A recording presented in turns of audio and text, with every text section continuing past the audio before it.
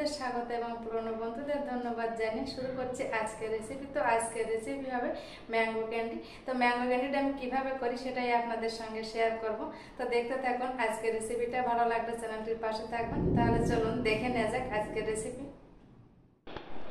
তো এখানে কটা আম নিয়েছি, এই দেখুন কাঁচা আম। এই কাঁচা আম দিয়েই হবে ম্যাঙ্গো ক্যান্ডি। তো দেখতে থাকুন ম্যাঙ্গো ক্যান্ডিটা। আমি প্রথমে আমগুলোকে ধুয়ে নেব। প্রথমে আমগুলোকে পরিষ্কার করে ধুয়ে তারপর লম্বা লম্বি করে কেটে ফিরে আসছি আপনাদের সঙ্গে দেখাবো। আমি আমার এক এক করে কেটে নেওয়া হলো। এই দেখুন আমগুলোকে আমি পরিষ্কার করে ধুয়ে নিলাম।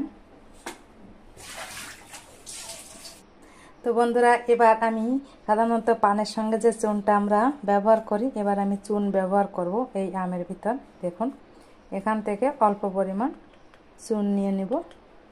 এই দেখুন আমি এই গাবলার এই জলের ভিতর সুন্দর করে একটু মিশিয়ে দেব। আগে চুনটাকে ভালোভাবে গলে নিতে হবে। দেখুন তো চুনের এই জলের ভিতর আমি এবার এই কেটে রাখা আমগুলোকে দিয়ে দেব।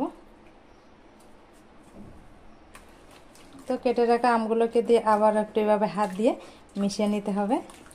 দেখুন তো এই চুনের জলে আমি এই আমগুলোকে 4 ঘন্টা ঢাকা দিয়ে রাখবো। ফিরে আসছি 4 ঘন্টা পর। তো বন্ধুরা, চুনের জলের ভিতর আমি 4 ঘন্টার মতন আমি ভিজিয়ে রেখেছিলাম আমটাকে। এবার আমি ঢাকনাটাকে তুলে নিব। তো এই দেখুন আমগুলো কতটা শক্ত হয়েছে চুনের জলে ভিজানোতে। তো এবার আমি পরিষ্কার করে আমগুলোকে জল পাল্টে পাল্টে ধুয়ে নিব।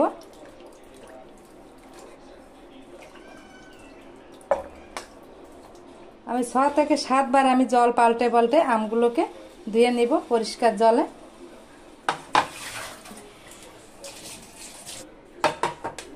এভাবে জল পাল্টে পাল্টে ধুয়ে নিতে হবে।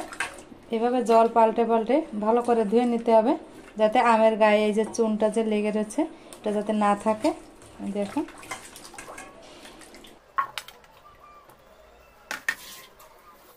তো বন্ধুরা, এইভাবে জল পাল্টে পাল্টে আমি 6 থেকে 7 বারের মতো আমটাকে পরিষ্কার করে ধুয়ে নিয়েছি। এই দেখুন আমের ভিতর কোনো চুনের ভাব নেই। এই দেখুন তো এবার আমি তো থালায় তুলে নিব। এবার আমগুলো এই গামলার ভিতর দিয়ে দিব। তো এখানে আমি 2টো আম নিয়েছিলাম। তো 2টো আমের জন্য এখানে আমি 2 কাপ পরিমাণ চিনি দিয়ে দেবো। এই দেখুন 2 কাপও পুরো লাগবে না, আমি 1.5 কাপ চিনি দেব, কারণ আম যেহেতু কম আছে। দেখুন 1.5 কাপ চিনি দিয়ে দিলাম। তো চিনিটা দিয়ে একটা খুন্তির সাহায্যে এভাবে একটু মিশিয়ে দিতে হবে। মিশিয়ে দিয়ে এবার এটাকেও আমি 2 ঘন্টার জন্য ঢেকে রাখবো, যাতে চিনিটা ভালোভাবে আমের সঙ্গে গলে যায়। দেখুন তো ফিরে আসছি 2 ঘন্টা পর। তো ফিরে আসলাম 2 ঘন্টা পর। দেখুন চিনিটা কিছুটা গলে গেছে, পুরোটা কিন্তু গলেনি। এই দেখুন বড় দানার চিনি, তো একটু গলতে সময় লাগে। তো কোনো ব্যাপার না। এবার আমি খুন্তি দিয়ে নেড়ে চেড়ে চিনিটাকে আবার একটু মিশিয়ে দিলাম আমের সঙ্গে। তো এবার একটা আমি কড়াই গরম হতে দেব। তো হাত দিয়ে একটু চেক করে নিব কড়াইটা কেমন গরম হয়েছে। তো কড়াইটা মোটামুটি ভালোই গরম হয়েছে। এবার আমি এই চিনিতে মিশানো যে আমটা রেখেছিলাম এবার আমি কড়াইতে দিয়ে দেব। তো পুরোটাই আমি দিয়ে দেব চিনি মিশানো আম। দেখুন তো আমটা দিয়ে ভালোভাবে চিনির সঙ্গে আবার একটু মিশিয়ে নিতে হবে। তো এবার আমটাকে আমি ঢাকনা দিয়ে ঢাকা দিয়ে দেব। তো 3 থেকে 4 মিনিটের মতন আমি আমটাকে জ্বালিয়ে নিব। তারপর দেখাবো আমি কেমন হয়েছে, চিনিটা কেমন গলে গিয়েছে।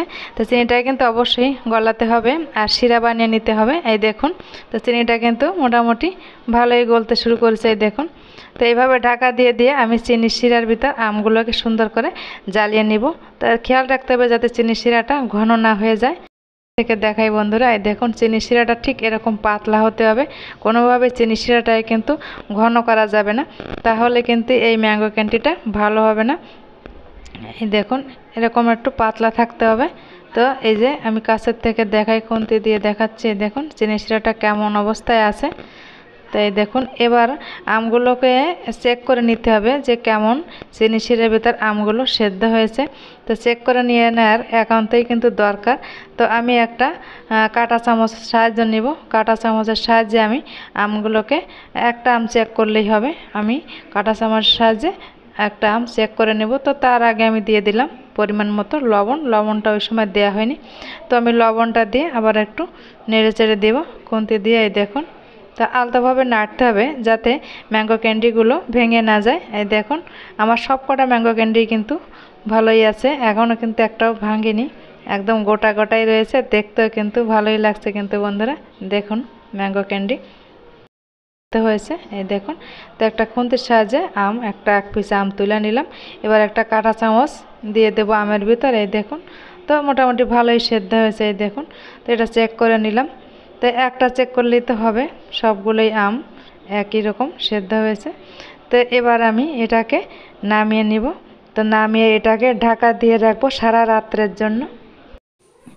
তো সকালবেলা আমি ঢাকনাটাকে তুলে নিলাম। এই দেখুন আমগুলো কত সুন্দর হয়েছে। তো এবার আমি একটা থালা নিয়ে নেব, পরিষ্কার করে মুছে নিয়েছি থালাটাকে। আর এখানে আমি একটা জালি নিয়েছি, দেখুন। তো এই জালিতে আমি একটু হাতে সাদা তেল মাখিয়ে নিব। তো সাদা তেল দিয়ে এই জালির এখানটা একটু মাখিয়ে দিতে হবে, দেখুন। তো এই জালির পরেই আমি ম্যাঙ্গো ক্যান্ডিটা করে নিব, দেখুন। তো জালির নিচে যদি ম্যাঙ্গো ক্যান্ডির রসটা পড়ে কোনো ব্যাপার না, থালাই পড়বে। তো এই জন্য আমি জালির পরে দিয়ে দিলাম। একটা একটা করে এভাবে সাজিয়ে দিতে হবে। তো এভাবে একটা একটা করে কিন্তু আমি সাজিয়ে দেবো, একটার গায়ে একটা লাগবে না, একটু ফাঁকা ফাঁকা করে দিতে হবে যাতে ভালোভাবে শুকায়, দেখুন। তো একটা একটা করে আমি এভাবে চারিপাশ দিয়ে দেব, দেখুন বন্ধুরা। তো এবার ম্যাঙ্গো ক্যান্ডিটাকে আমি রোদ্রে দিয়ে দেব, চলে যাব ছাদে। তো ম্যাঙ্গো ক্যান্ডিটাকে আমি 2 দিন রোদ্রে দেব, ভালোভাবে 2 দিন রোদ্রে দিলেই হবে। আমি এখন সকাল 8টায় যাচ্ছি। তো জালিতে আমি এই ধরনের জালিতে আমি শুকা দিয়েছিলাম যাতে ভিতরটা ভালোভাবে ফাঁকা থাকে, দেখুন নিচটাও ফাঁকা রয়েছে আর ভালোভাবে রোদ্রে শুকিয়েও গিয়েছে, দেখুন বন্ধুরা। তো থালায় দিলে কিন্তু নিচের অংশটা অত ভালোভাবে শুকায় না, দেখুন আমার নিচেরটাও কিন্তু হাওয়া বাতাস পেয়েছে ভালোই। তো আমি এই ধরনের জালিটাকে এভাবে থালার সঙ্গে একটু বেঁধে দিয়েছিলাম এই ফাঁকার থেকে, এখান থেকে নিয়ে। আর এখানে ফাঁকায় এই যে এখানটা একটু বেঁধে দিয়েছিলাম। তো এখন আমি এটা খুলে ফেলবো, দেখুন।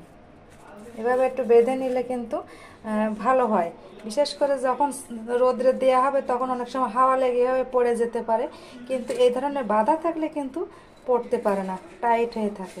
আর দেখুন, আর রস যদি থাকে ওই থালায় পড়বে। তো এই দেখুন কত সুন্দর হয়েছে।